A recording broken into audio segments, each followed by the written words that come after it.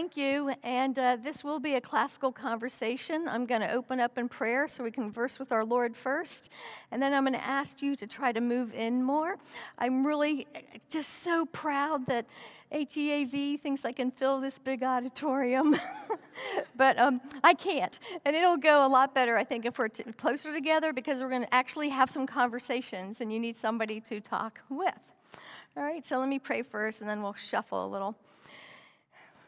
Dear Lord, thank you so much for HEAV.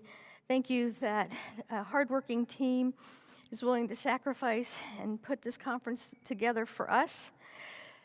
This is such a privilege for us to be here. And for me, it's one of the happiest moments in my life when I get to hang out with people who truly love their children, love the Lord, and seek freedom, and to be free indeed. And we just ask you to bless this next 45 minutes or so. And I pray that I say something that will help folks to know you better and to make you known. In your name I pray. Amen. All right, so thank you for being here. And go ahead and shuffle a little bit, or at least find somebody to sit near to. I know you all want to sit at the edge so that you can leave if it's boring. That's okay. You won't offend me. Just find an edge in the middle if you can.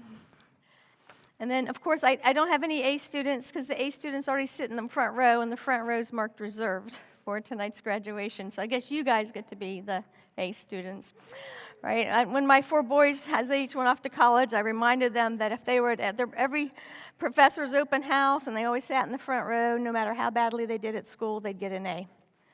And turned out to be pretty true. So when they tell you how little they could do and how much they could get away with if they just learned to love their professor. But that's why I was sending them anyway. It wasn't for the curriculum, it wasn't for the dorm experience, and it wasn't for all the money I spent. It was so that they could hang out with men and women who wanted to love on them and enjoy the same things that they enjoyed. So that's my quick tip on how to get an A in college. Okay, so it looks like everybody has a friend. So what we're going to do today is look at page 40 from our catalog, and that's where our conversation is going to come from. Beforehand, in order for you to know what we're going to be talking about, I'm kind of going to set you up with a story and the purpose for what we're doing. Classical education is, to me, inherently natural education. It's the only kind of education there is. That's my thesis. And if you participate in Classical Conversations Challenge 4 program, which is our capstone year for our oldest students, they have to present a thesis each year and defend it. And so that's would be mine, is that classical education is the only way to learn anything. So maybe by the time I'm done with these 40 minutes of speaking and activities, you can decide whether you agree with me or want to argue with me.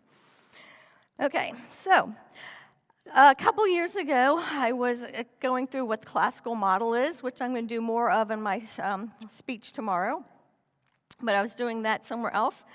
And when I was all finished, a couple of people from the back of the room came up and said, "We're in Classical Conversations, and we came here to argue with you about the science in your curriculum, and now we're here to apologize, and we're sorry." And I was like, "Well, I didn't even know you were upset with me until you came up and introduced yourselves." And I said, "Tell me what you're talking about, why?" And so I want to share what they heard and how that relates to classical education and why they were no longer upset with me. And it's this. So this page 40 is a compromise. If you look at our catalog, it's been in it for years. This is the curriculum we, without very much change, have worked on for the last 25 plus years. But why is it a compromise? Well, because what's in here isn't specifically how I would present a classical education. It's a compromise between a classical education and modern education. And so let me explain that to you. So we're going to talk mostly about the second blue bar and what's beneath it. So if we look at the second blue bar, where it says exposition, grammar, research, debate, reasoning, and logic.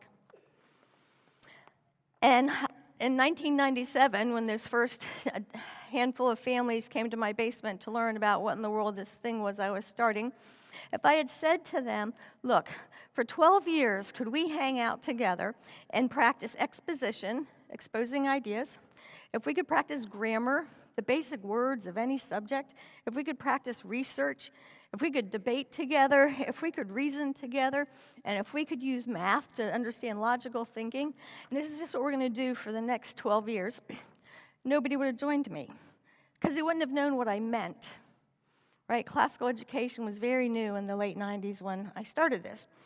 So what I did is I broke out a scope and sequence because that was something that they were familiar with, right? And all of us in this room have seen scopes and sequences from a lot of the vendors that are here. So what I said is when I say exposition, what I really mean is we're going to go from easy, approachable books for our middle school students the whole way up to a lot more difficult material with our older children. And we're going to expose the ideas in original source documents. I could have called it the literature seminar. I could have called it the language seminar, but I called it exposition because the parents at home needed to read the books with the students. The parents at home needed to help the students write the paper. What we were going to do is meet once a week and discuss the ideas they're reading and their papers exposed. Okay? So the same with grammar. So we start off with Latin A, B, and then 1, 2, and move on to finally actually translating well-known original source documents from the Roman era. And once again, we're looking at what do we do to learn Latin? Well, the same thing you do with any language. It's all about the grammar. How do the words work, and what are the words? And even if you're doing like Cyrillic or Russian or Greek, what are even the letters? They have a different alphabet. So what are the letters? What are the words? And then how do you put them together into a sentence? And then how do you put them together into a paragraph? And then how do you put them together into an essay? And how do you use them to synthesize all kinds of ideas from all kinds of other documents? Same thing you do with teaching your children English and reading. Okay, so we start off with the basic ideas of language, and we study that for the 6 years of challenge, as well as prepare them in the earlier years. But I said I'm going to refer to challenge a lot. And so we look at the grammar. How do words work? And then we look at the research skill. So the skill of research naturally fits in. People think it's going to fit in with science, so we went with that. So we expose ideas in literature, we look at how language works, the grammar of it with Latin, and we're going to learn research skills using some scientific topics. Remember my opening sentence, that couple were scientists, so we're going to get back to this. Okay, so at home, you can work on your textbook or do the projects your parents want you to do, hands-on science, work through the textbook, watch some videos, whatever it is you do. But what we're going to do is get together once a week and do the one thing we can do in community is we're going to do labs together. And we're going to discuss some of the research you did, and we're going to learn about what's the grammar actually of scientists. But the parents and the child still have to do most of the work because we meet 1 day a week for half the year. Then we move on to debate. All right, this is really why people want to join classical conversations. They love all the debate skills and argument skills that students get by meeting together once a week with like-minded students and debating. And so we have cartography, which is drawing maps, and people often ask me, why is cartography under debate? And I say, because the number one worst horrible debate in the whole world that ever exists is called war. And it's usually fought over geographical lines. And so in order to bring some of those ideas into the various documents from original sources they're going to look at later, first you got to know where you are. So that's our debate strand. And then reasoning. This in many ways is a catch-all title. We have mostly logic courses in it, meaning formal logic, syllogisms and things like that. But it's also where we throw in some music and some philosophy and theology, just things that people think about. And then our last one is logic, and I call that logic on purpose. I love math. And one of the reasons I like math is because I also like detective stories. And if you're familiar with Dorothy Sayers' essay on recovering the lost tools of learning, or the lost tools of learning, she makes the connection between algebra and detective stories. And what is that connection over an exposition, a detective story? Well, a detective story is when you spend a lot of time reading a longer book to find out who done it, isolating the murderer or the thief, right? Well, what do we do in algebra? It's a nice little 3 lines, but I'm still trying to do the same thing. I'm trying to isolate the victim there, the X, who did it. And so I personally get a lot of satisfaction out of that, just like I do when I solve the detective story before the book ends, right? And you can get a lot of math equations done and a lot of problems solved. And so what you learn is the logic of seeing the unseen, of paying attention to detail, and working through a process. So this is why we call that our logic strand there. So I've given you, like any good classicalist should, some definitions before we actually do the activity. And I hope that you'll enjoy what we're about to do. So I want to tell you one more thing about the curriculum itself and relate it to our two scientists, and then I'm going to give you the activity. So in Genesis, the Lord starts off by saying that the world was formless, and then he made the forms, and he put in the content. And that's what we're trying to always do through classical Christian education, in particular Christian education, is do things the way the Lord does it, because we're constantly trying to capture our thoughts to him, and we know we're made in his image, and if we do things the way he did it, it's probably going to be more beneficial for all of us. It might not be easier, but it's probably going to serve us better in the long run. And so he started off with a formless world and made the forms, and then poured things into it. So that's what we do. So we teach your children forms in classical education. So what do I mean by the forms? So forms are things that give structure to ideas or to a game or to a building, right? So the other thing about forms is they're very limiting. So think about that idea of limiting in education and conversations and forms with children. Children like it when they win. Children like it when they have pleased the adults in the room. Children do that better and enjoy it more when they understand the expectations that are given to them. I mean, think about it. When you're thrown into something new, even as an adult, sometimes it can make us just wonder what in the world's going on. And we don't want to do that to our children very often, sometimes. But it shouldn't be what's normative in their education. So one thing that we can do in classical conversations with only our 1 day a week is help the students work on these forms. So what am I talking about? Very simple things. So for instance, in Challenge A, we work on what are called anti-charts, affirmative, negative, interesting. Just the pros and cons of an idea, of a thesis.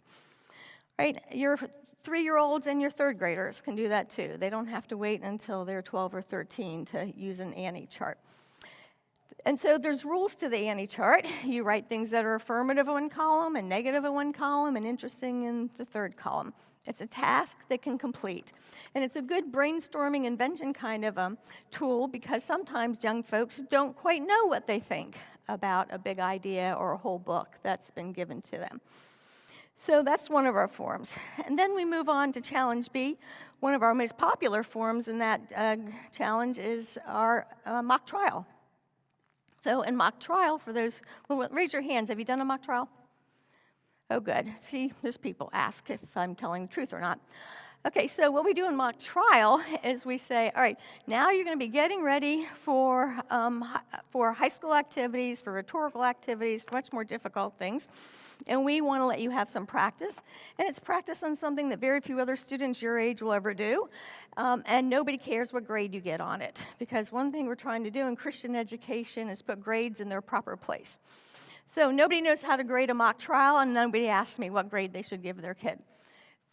So in the mock trial, the form is basically this. A small number of students, 4 to 8, are given a packet of information, and it's exactly the information that a trial judge would receive if he was going to hear the case.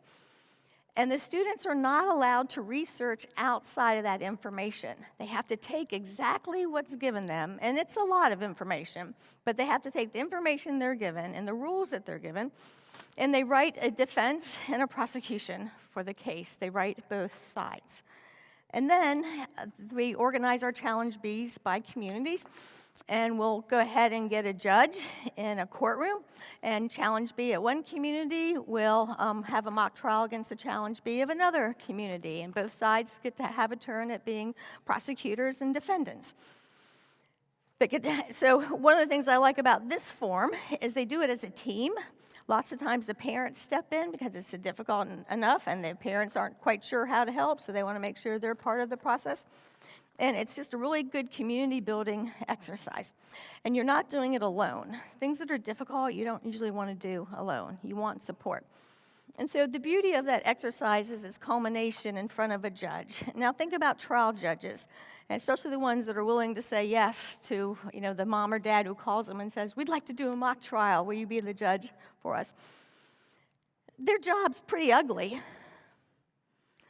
right?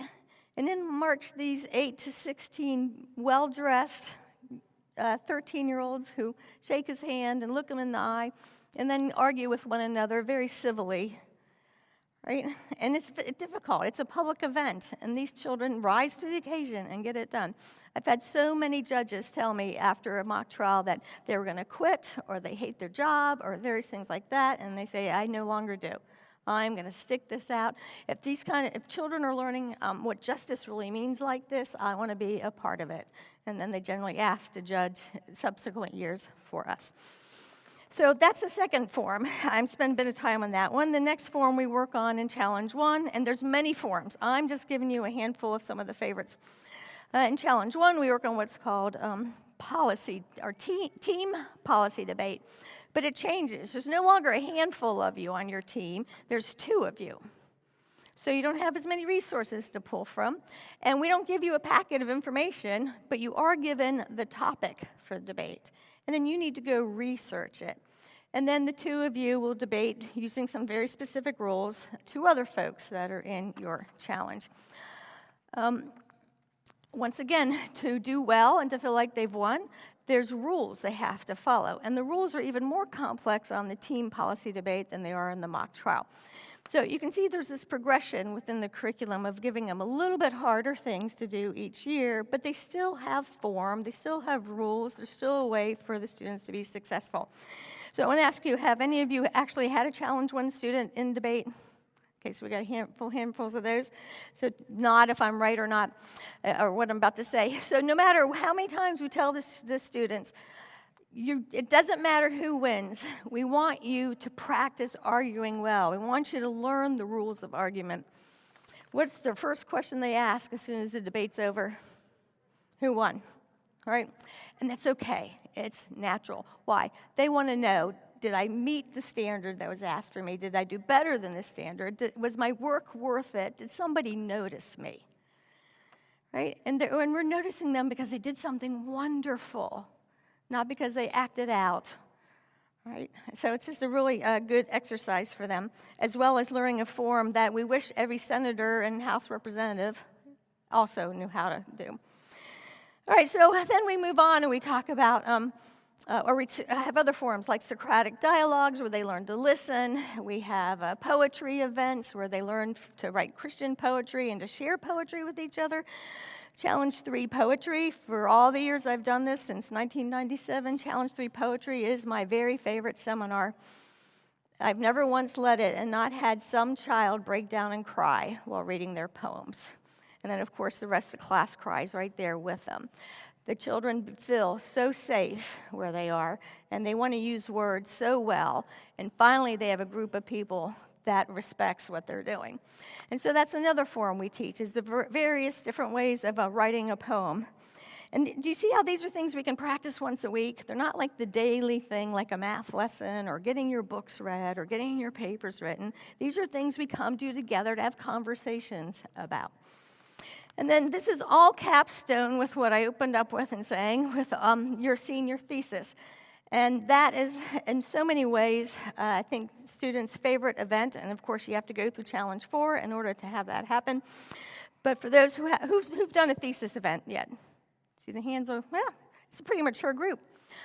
So what happens in a thesis is the students each get to pick their own topic. Nobody tells them. They write a very long paper. I'll say very long because sometimes it's 10 pages, sometimes it's 50 pages. They spend an extended time researching their thesis, figuring out how to present their thesis and how to defend their thesis. And then they invite judges. So they stand up in front like I'm doing here now. The judges are at a table in front of them. They do just like we do in presentations in our foundations with our younger children. They read their paper and basically look at the judges and say, are there any questions? And then it's the judge's job to attack the thesis. not the student. Right? And so this is such a popular event that generally when theses are presented, the classical conversations community that's local is invited to come watch. I would really encourage you, if you hear about a thesis presentation occurring, ask if you can come and bring potential homeschoolers with you. It will show them just very markedly the difference between a child who has spent a dozen years thinking about exposition, grammar, research, debate, reasoning, and logic, and what the result of that is compared to a pick-and-choose model in a secular system. Okay, so I gave all those forms, and these two scientists are standing in front of me, and they said, well, we came to tell you that there wasn't enough science in the classical conversations curriculum, and now we realize we're wrong. We have to weigh all the pros and cons before we go and start an experiment. We have to put the experiment through trials. We have to have peer reviews. We have to write abstracts and theses on what we do. We were looking like a modern educator at where's the science strand? Not that all the skills a classical student practices allow them to be a better scientist. Does that make sense? Some of you are nodding. So I want that to be the idea that you leave with here. That even though we have this beautiful compromise that's worked for 25 years and students have gone on to great careers and jobs and colleges and things following this compromise, we can keep being better at it. And the way we'll be better at it is if the adults in the room understand what's really happening in the goals of a classical education, like this couple that came to me now realized. Okay, so here's what your exercise is. We are going to pretend, but briefly because of time, that we just cut this whole page up into all these little blocks and threw them in the air and picked one up and put it under one of the blue bars and said, how would that fit? Right? Just like the things I just described in our forums came out of literature and debate, the scientists saw how they applied to their realm of life too. Okay, but I don't have any scissors. So we're going to do this just through discussion. So let's hit a middle ground where more of you probably have had an opportunity to participate, and let's look at the Challenge A strand or seminar across the middle there, where it says Newberry Literature, Latin A, Natural Science. Everybody following? Cartography? See where Challenge A is? Okay. We're going to talk about the book. We're going to expose the ideas in a Newberry Literature book. I'm just curious. This is more for my own benefit than yours. Are you guys still aware of what a Newberry Literature book is? Okay, some of you are nodding. I'm wondering if that word's going to start disappearing from our vocabulary. Newberry Literature, since the late 1920s, was awarded each year to the best of children's literature. Most of our literature, there's a couple of exceptions in the Challenge program for our Challenge A, B, and 1 students because they're coming-of-age books, and these children are young. Most of them are Newberry winners from before 1960. After 1960s is when all the garbage started to creep in and has led us to where we are now in our academics. So just so you know a little about the curriculum. Okay, so one of the books we read in Newberry Literature is Lois Lowry's book called Number the Stars. How many of you have read Number the Stars? Okay, enough of you. You don't have to have read the book in order to participate in the conversation. Here's why. Because nobody has to ever do any work to participate in things. Some of you are good at winging it. Some of you can sit still and just listen. Some of you may be able to go, oh, that reminds me of something I do know, even though I haven't read the book that relates to the topic. Right? Where 2 or more are gathered, the Lord is there, and he's going to help unite us some way or another. Okay, so for those that haven't read the book, don't worry. And I picked this one up for a reason. It's very, very easy to describe. Number the Stars is about 11-year-old Anne Marie during World War II in Denmark when the Nazis were just about to start rounding up the Jews. All right, here my grammar. Did you guys know something about World War II? You can imagine something about Denmark if you don't know a lot. You probably know what Nazis are. And you know what Anne Marie, a little girl, would be? Okay, so Anne Marie, in this coming-of-age story about a family who's going to work together in a difficult situation, which is what, for us as a Christian coming-of-age story, the children are never abandoned to themselves. I had a girlfriend who homeschooled all along with me, and she would tell her children of all ages, and even now that they're adults and married, she'll still say to them, if you ever see me abandoning you to yourself, run.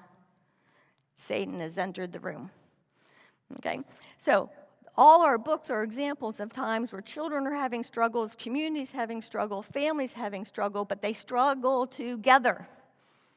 And the result is always positive because these are children's books. Okay? So that's the way Number the Stars is too. There's an ugly situation, but the book's not ugly. Okay, so I've kind of set up what the book's about. I've told you you can see it's under our exposition strand.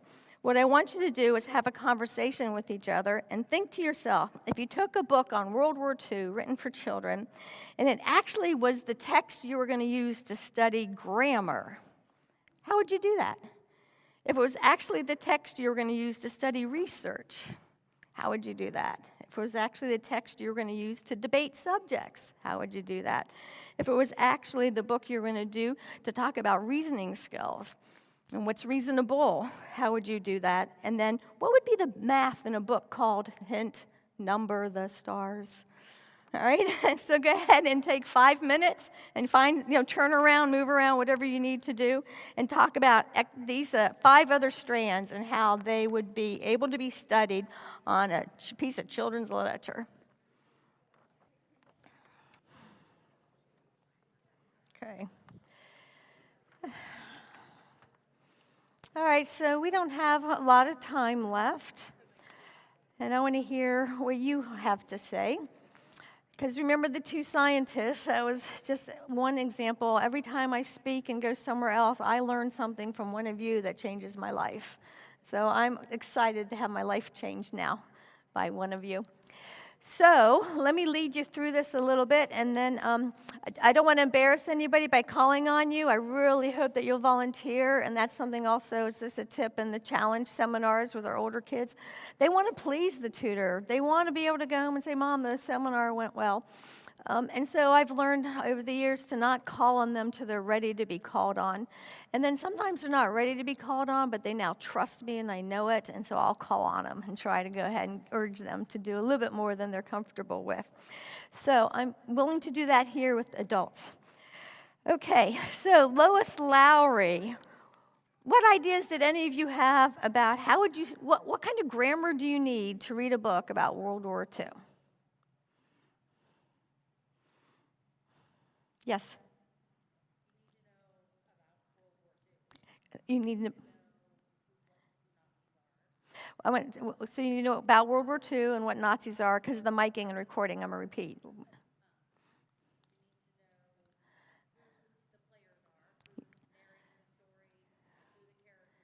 Okay, characters. New words. All right, so new dictionary words. How about, can you even read the book if you don't know language? That all by itself. It's practicing one more time. So sometimes parents will be concerned because their child's not reading higher level books or grade level books or whatever way you want to say it. And I always remind them, look, the way you get fast and accurate at anything is to work on easy material, right? So even though it's a very easy to read book for most children that age, if it's not an easy to read book, just the English itself is building their vocabulary skills and their grammar skills.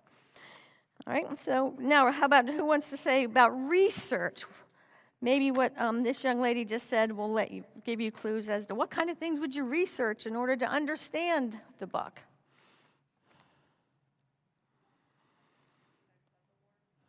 Yeah, say who are the lights? So research the war, research Denmark and what's happening there. Good. What else?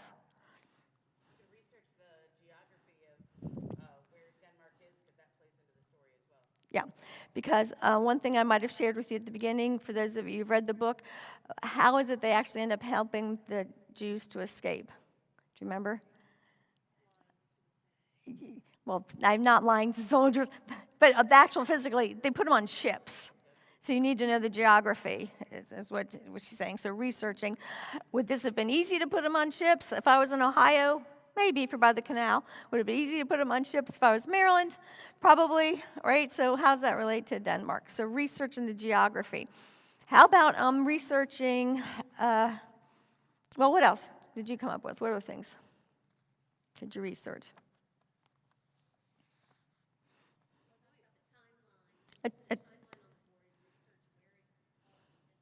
Right, so put a timeline on the board and say, what do you know about the history, and what place of World War II is this story taking place?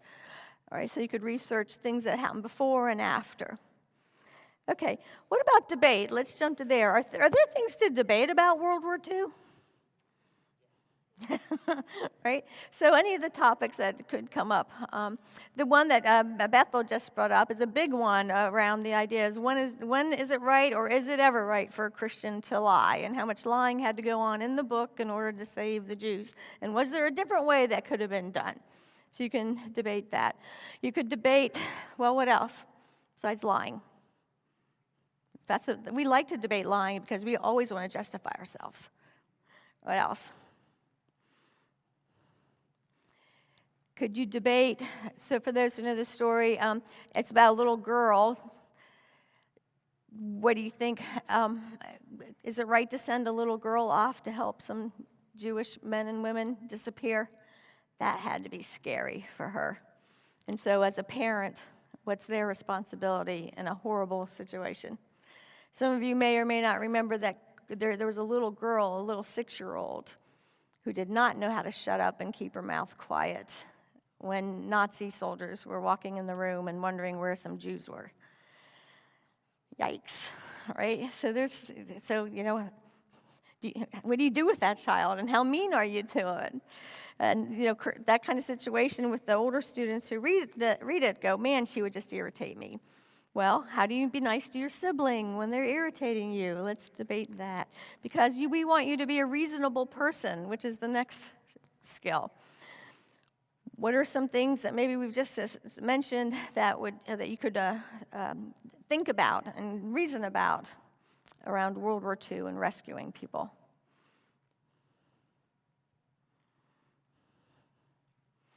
Anything we haven't brought up? Because everything we've talked about so far are reasonable ideas that we need to discuss. Right.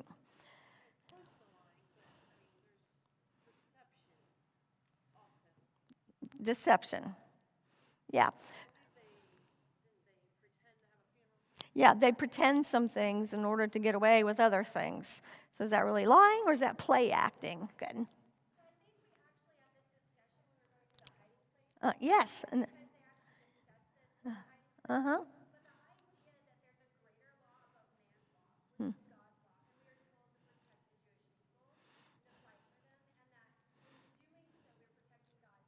Mm-hmm.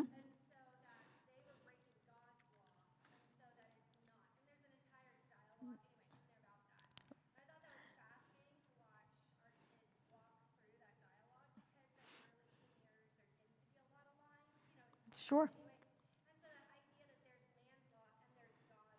Mm-hmm. Right.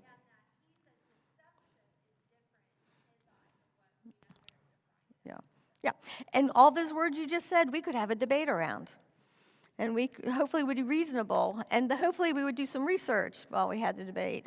So being warned, I just have 5 minutes. So I'm going to real quickly address logic myself. So the title's called Number the Stars. What are numbers? Where do you think that title comes from? Does that sound familiar to you? Okay, the numbers on their arms, the stars on their arms, and where in the scripture? In Abraham? Okay, so you probably could have a 45-minute discussion just along the title, Number the Stars, in relationship to these 6 skills that we practice. Okay, so Classical Conversations is not going to go away from having a well-ordered scope and sequence to help parents know what resources to buy, what's the general stuff that's coming up in the next semester, and things like that. But what we're also continuing to work on is to help people see the unseen, because we're so used to being told this is an Algebra 1 course, so something called Algebra 1 was inside of there. I don't know what Algebra 1 is, but the title said that's what that is, so I'm going to believe that's what this is Algebra 1. And after 150 50 hours, apparently I know it of study, right? So we reject that model. We say, no, you're going to be spending a lot of time studying logic and reasoning and debate and research and grammar and exposition, because every day we are practicing as Christians for what? To hear the Lord say, well done. He is the only one ever to say on this earth and not lie, it is finished. The rest of us are just practicing and hoping on that bema seat to know that we did what he asked us to do. And so the point of Classical Conversations, meeting for half the year, a day a week, with all of our families and our older students too, is so that we can practice hearing God's word, capturing his thoughts to him, and then going out to serve him. And that is what a classical education is. If you come to tomorrow, when I have another 45 minutes, we'll talk about what makes it actually the most natural form of education and how everyone you ever meet is already doing it already. They just don't know. And if they knew, they'd be better at it. So let's come tomorrow and learn how to serve the community the Lord's put us in a better way. Thank you for coming.